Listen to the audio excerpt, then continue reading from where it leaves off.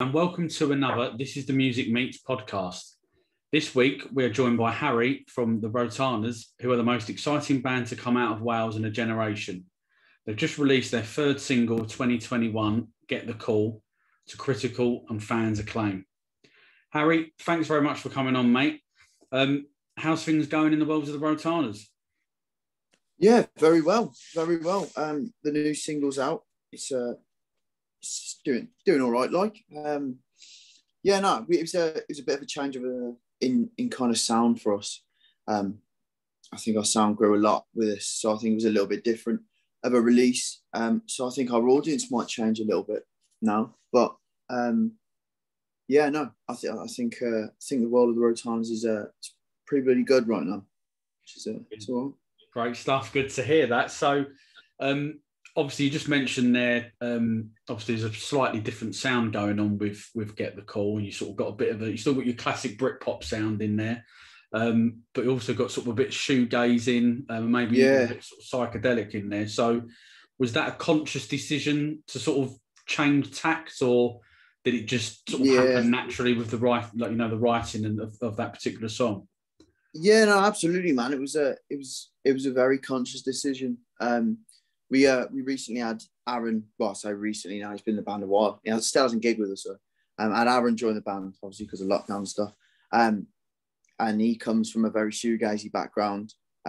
Something that I really enjoyed as well. So me and him kind of got bonded on that. And then him and James started writing together. And their two writing styles just kind of combined and worked really well together. And that shoegazy stuff just fit right in. And I think it allows us to explore that more psychedelic side of it that we all do like as well, through the shoegazy elements, but still obviously keeping those Britpop things, because that's what we are at heart. We are all Britpop boys. Right? Yeah. Hey. So, so obviously, like you just said there, that this normally, like James does the majority of the writing and stuff. So what was it like then receiving and recording a song where there was a bit more, there was another member that had sort of a bit more heavily like featuring in the songwriting process? It fit in really well, man. I think James worked with it really well. He enjoyed having Aaron to write with, because James he hates writing with people. He'd never write with any of us, but for whatever reason he likes writing with Aaron, which is really nice. And when they write together, they write the best stuff. The combination of the two ideas is so nice, because Aaron does things that James doesn't do, and James does things that Aaron doesn't do. So when they kind of harmonize together, it's really nice. But now it fit right in, and he's always, like, Aaron's always wanted to be a Rotana for a long time. He's one of the very few people that will ever get the pleasure of being one of those, which is lucky for him. So I think he had that kind of spirit in him. So I think his songs just fit us naturally. Yeah. I think they were made for us, I reckon. Yes, so I mean, I think it's an absolute great track, and soon, like, lucky enough to get it sent across like ahead of release, and was just blown away instantly. But I think, as you say, it's still got the core elements of what you guys are about as a band, but there's just a hint, is it going to maybe go in a different direction in the future? Do you know what I'm saying? So no, it's really got that energy, and I think that's one thing that the Rotanas are really about, is we got a lot of energies. I think it's why we're so strong in our live shows, because there is just like a raw energy behind it all. And I think that as well is something that was complemented well with the shoegaze stuff, because it's like a different way of channeling that energy, and not just the faster paced stuff, but using like the slowing it down a little, and just kind of having like that power in that wall of sound kind of thing, which is something that you'll hear loads on our next single that's going to be released later in the year. I don't know when yet, but it's called Hurry Up, the Hole's About to Close, and we really, like, it's a completely different direction, but it's massive. There's so much to it. Like, It's like a gardener sound. It's really nice. It's like you just walk and like it's crazy, but it's still massive and it's still got that energy. So yeah. All right, certainly from just describing it there, I can't wait to. I'm sure there'll be plenty of people listening to this that'll have the same opinion that they can't wait either to hear like the next song. It sounds like an exciting song already just from that description. Yeah, I also have been doing the artwork for I did the artwork for Get the Call, but yeah, the artwork for Holes About to Close, I did like a month before like the Get the Call stuff. I hadn't even thought about doing Get the Call, and I'm just well happy with it. Like I think like everything for that song for me is such an exciting release, I think. Yeah. Oh, okay, brilliant. So, so sorry, just on the artwork, where did you get the inspiration then for that design? Where? I was playing around, just like messing around with a photo of Skip Spence from Jefferson Airplane, and yeah, I was just playing around with it on like a drawing app and just fiddling about with it, and then kind of started colorizing it. And one of the layers of the colors, like I took the rest of like all the line drawing and stuff off, and the layer with the colors, like because I just kind of loosely done it, had like a really interesting shape to it. And like I'd use colors very reminiscent of like Screamadelica. Yeah. Those kind of like the really bright like primary colors, and I think it just like worked really well. And so I just started like giving it a kind of like a mixed media effect, and yeah, and just worked from that. But it was just something that like caught my eye, and it's something that I've always wanted to do with my art, is like expand into like more psychedelic kind of and more interesting and abstract stuff. Yeah. But I've never really done it. I normally do like portraits. So like for my artwork, it feels like quite special. So yeah, it's kind of like a new direction for my art as well, which was really nice, I think. Yeah, sure. I mean, I'm someone who still buys like records, so seeing like the artwork is part of the experience for me. Buying like a record, a lot of people obviously just stream and download, so they don't necessarily, they get like a paper postage stamp size, when they get it on their iPhone and that. So I can imagine listening to the story there. It's great. I'm buzzing off of what you're saying.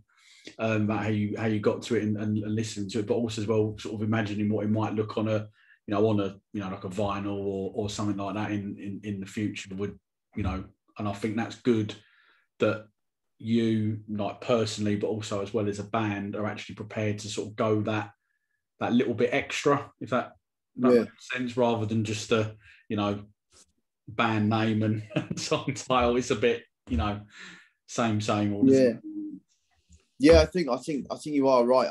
Like the artwork is really special. I think like the artwork's very important, and I've felt pretty honoured to have the pleasure of being able to do it recently.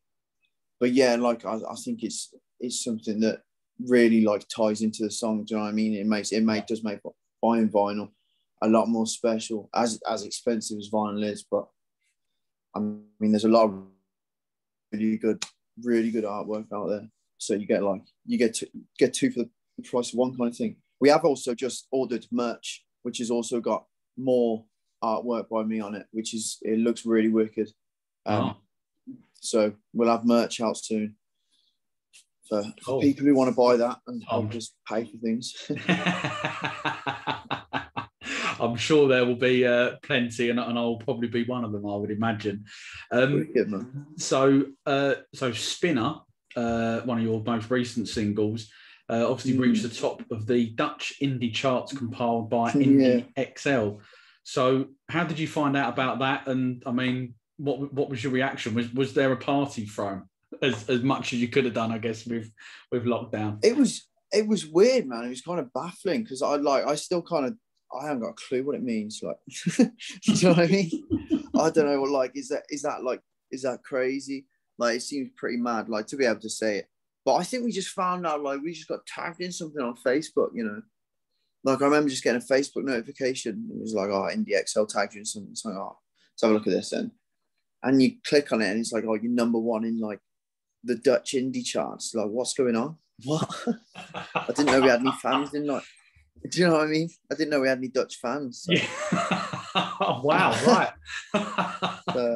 When we're number one over there, like someone just caning it or something, I don't know.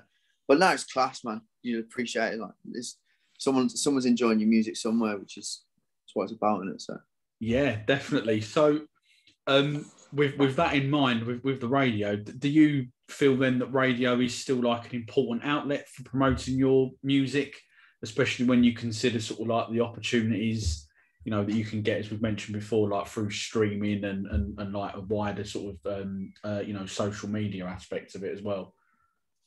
yeah, no, radio is massively important. Like it seems like, I think like being outside the music industry, you like I thought at least the radio was just dead. Like, do you know what I mean? It was just something that I just put whatever on. Oh, what's going on? Sorry. Hang on. That's all right, no worries. I just had a really call coming through on my iPad. Oh. Yeah, no. What was I saying? About the radio, about the importance of it for.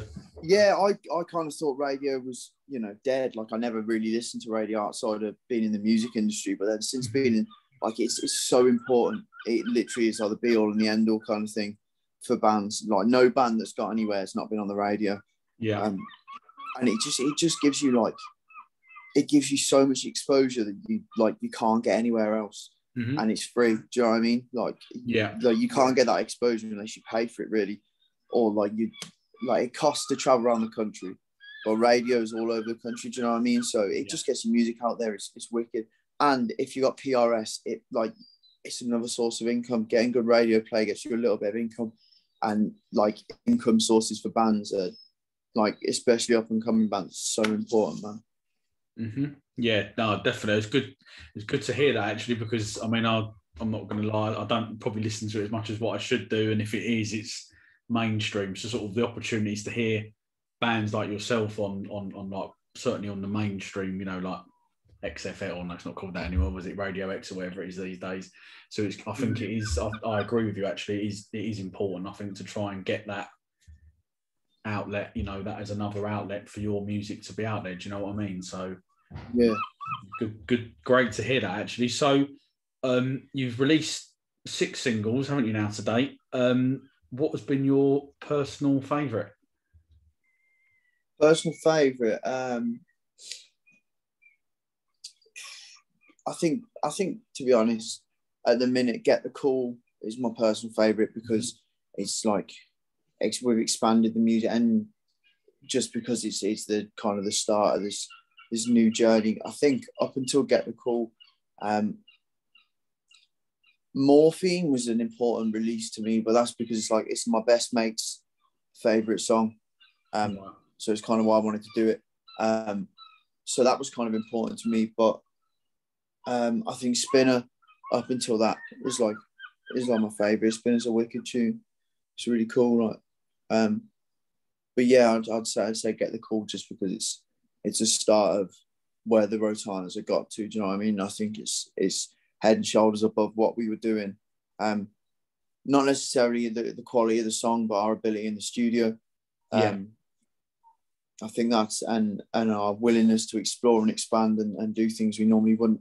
I think that's what's most evident on the new single. So yeah, Get the Call, man. Cool. It's the best one. Great choice.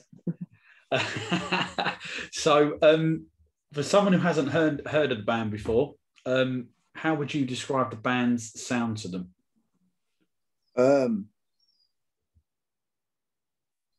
Expansive. It's like a sea now. It's like an ocean, like a really big wave. It's just got energy. It's wicked. It's proper cool. It's got it all. We're wicked. We sound class. Like getting back in the practice room recently and putting these songs together, like as a band, like wicked. Like all the new songs, because we got like a lot of new stuff to play now. Yeah. And all the new songs coming together. It sounds wicked. It sounds crazy. We're like a different animal now. Yeah. And it's like, it's exciting. Like August the 19th is literally, it's round the corner, man. We're supporting Trampoline, the Globe, and it's so like just itching to get back on the stage. So excited for it. So excited definitely. for it. I mean, I think they're at their touch on them in a minute and that gig in a minute, but I think they're a fantastic band and what an opportunity to be having sharing the stage with them. So you did mention earlier on that you have got plans for at least one new single before the year's out. Is it just going to be the one, or is it dependent on when you're going to release that? If there's going to be anything else? I'd say it's probably just going to be the one, just because finances and stuff, getting back into the studio is an expensive venture. But I think the focus mainly is going to be getting back into the gigs, getting around the country, and just getting back on the live scene, because we've missed that so much. We're going to put the single out of like once we're back into the gigging, I think. So it'll probably be around September time. And then I think kind of around then we'll plan to go back into the studio, and then get maybe a couple more singles ready and see where we're standing. But I'd say it was the one for this year now. And then a load of gigs, which will be cool. Yeah, definitely. So would the band ever be open to collaborating with another band or any artists in the future, like either in the studio or maybe even going on tour with, and not including well, you could include Trampoline, I guess, in that, but collaborating with a band, I don't know, man.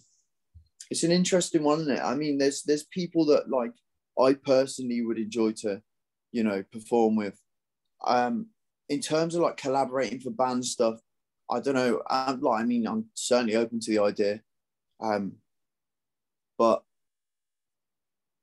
I don't know. I don't know what the other boys would say to that. I feel like Aaron would kind of enjoy collaborating with someone else, but maybe not for Rotanas stuff. Maybe like Oh, okay. Outside of that, I think maybe as individual musicians, absolutely. Maybe as a Rotanas thing, we're really selfish. I don't know. Maybe I think we just got enough faith in ourselves that like we'd enjoy just doing our thing. Yeah, sure. And like to keep ourselves to ourselves. We're kind of like a really openly. We're like, yeah, we're really like an open bunch, but we're also like really tight knit in a weird way. Yeah. It's hard to explain the band dynamic. It's really hard, but it's cool. It's cool. It's interesting. I like it. Yeah. So obviously we've sort of kind of briefly touched on the live music. Rotanas have got a string of live dates even arranged for the autumn, including Jimmy's in Liverpool, the Water Rats in London. I'm hoping to come along to that one myself. And you've obviously got a couple of homecoming gigs as well in Swansea and Cardiff. So first of all, how excited are you about the return of live gigs?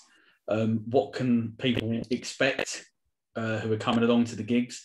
And what would be on your tour rider?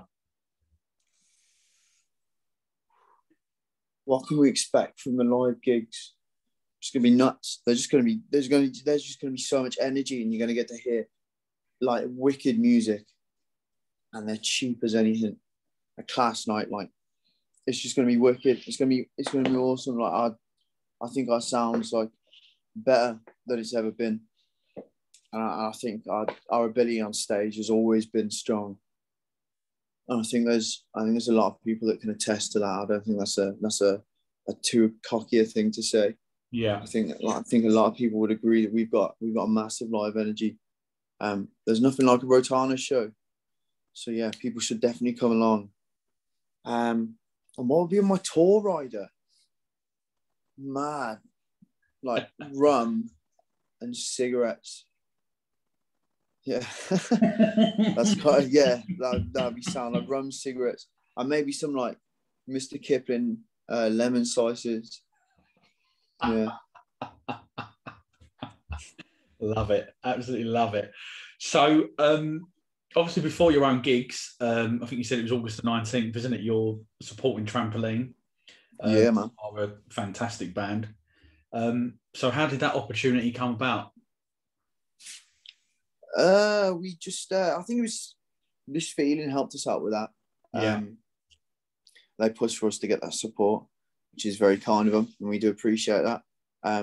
So yeah, we got a nice email one day saying, "Do you want to support Trampoline?" Like, yeah, absolutely. Like, where are we playing?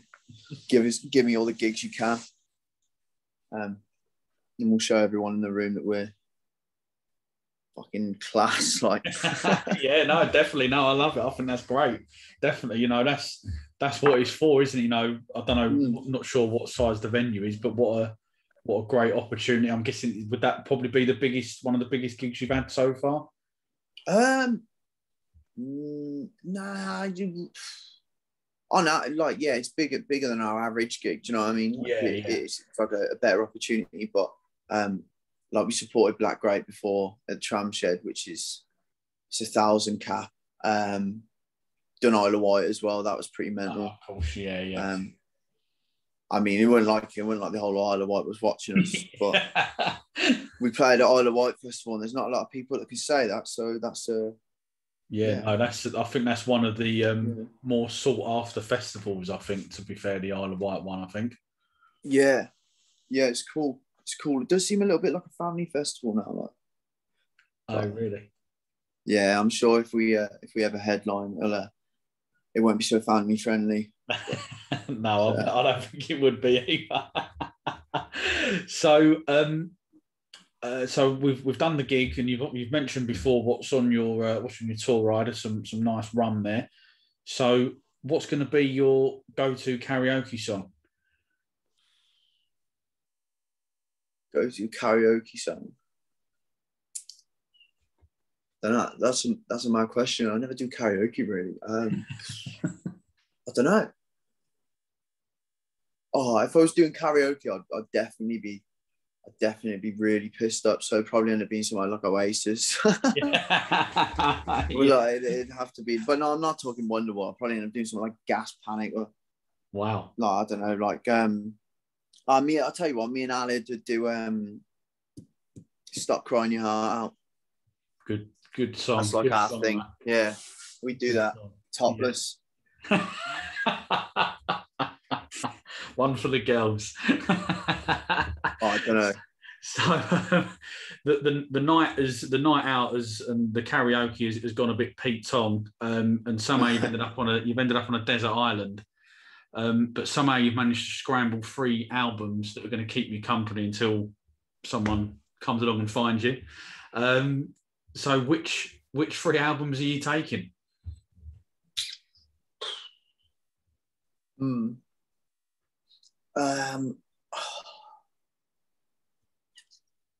I'd say like I'd take something like maybe like Bob Marley Exodus. I'm trying to think of 3 albums. Bob Marley Exodus. I'd take like is it Leisure by Blur? It's Leisure, in it. Yeah, I think Leisure, so. the Yeah, one, yeah, it sounds right. Yeah. Take that because I'm digging that in a minute, and I'd take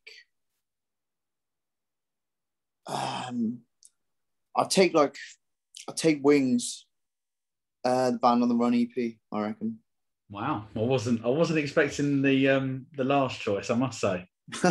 just because you know whenever anyone refers to sort of Paul McCartney, it's always the Beatles stuff, like rather than anything that he done post that. So, but no, good. It's a great album.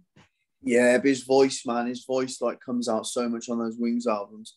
Tell you what, actually, I might have to switch that last one for Wildlife by Wings because that's crazy, man. Yeah, that's a crazy tune. Yeah, that's crazy. I could listen to that tune like for ages. If I was on a desert island, that'd be mad as well. It's like you'd have nothing but the song. That'd be a crazy experience. So yeah, I'd pick that. Yeah. Yeah, cool. So If you did have a musical time machine, which musical event would you travel back to in time to go and see? Oh,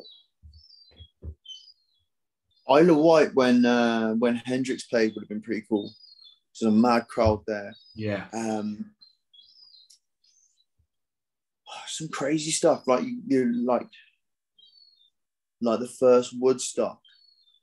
Yeah. Like that could be crazy. Do you know what I mean? Yeah. That's mad. Yeah, no, like probably something like that, or like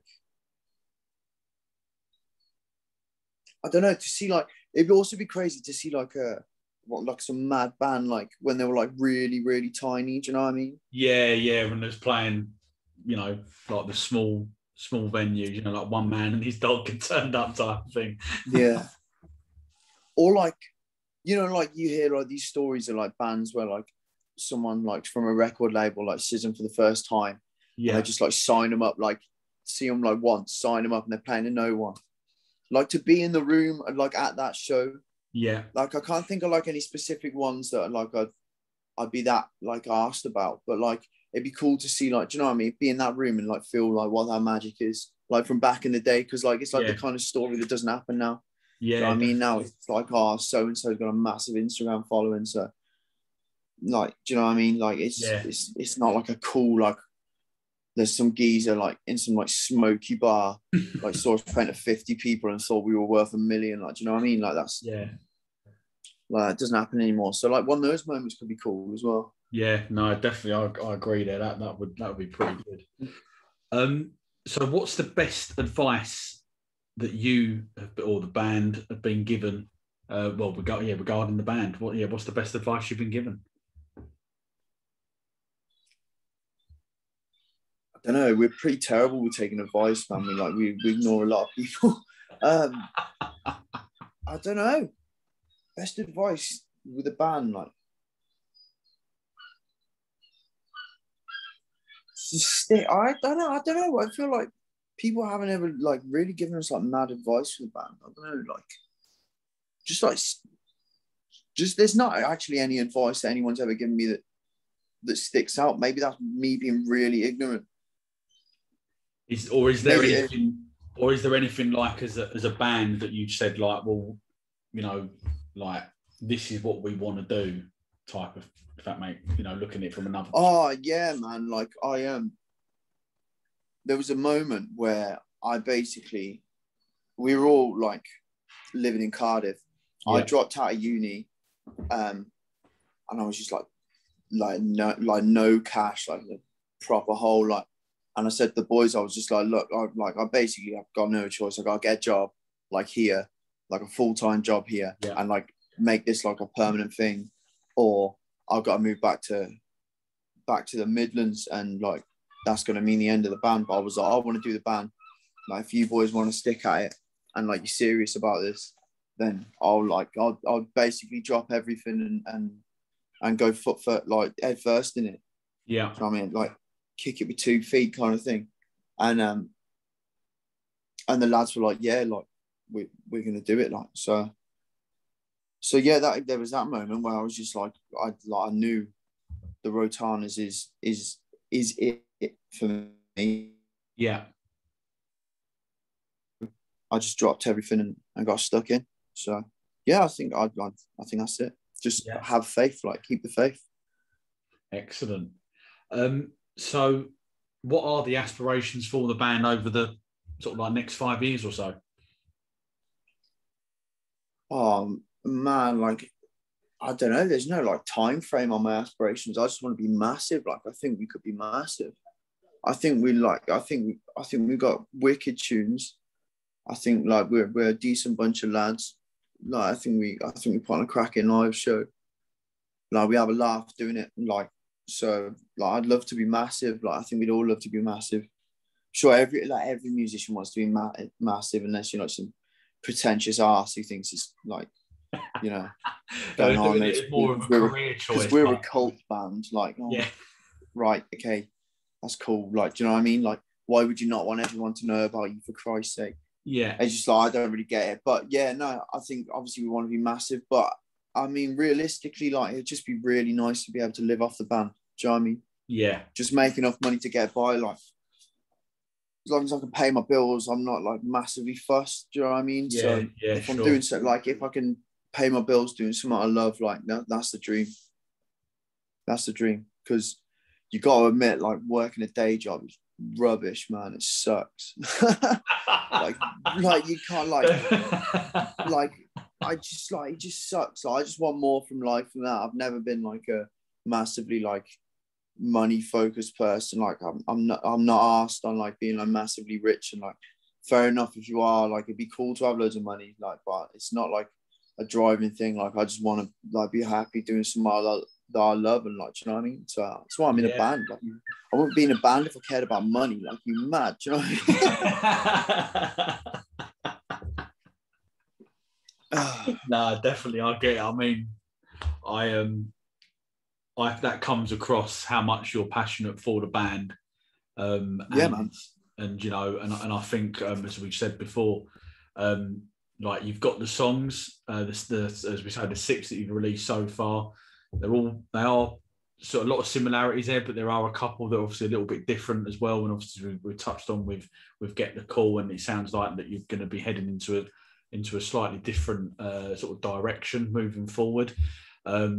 Personally, as a fan of the band, I mean, I got into you off of the Scores and the Doors song, and that blew me away hearing that for the first time. And it's just, for me, it's just grown. And I think there are a lot of other people like myself that feel this like same way, really.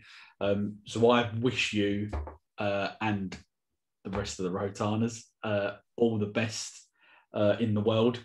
Best of luck, in the world. And for those that haven't got tickets, I think there's still tickets for the Water Rats. And I think man. a few left for Jimmy's as well. But we're saying, yeah, it is literally like a handful of tickets. Harry, unfortunately, that is the end of the podcast. I massively appreciate you coming on and giving up a bit of your evening this evening to coming on. No worries, man. I've had a great laugh, and I've really enjoyed chatting to you and getting to know you personally a little bit better.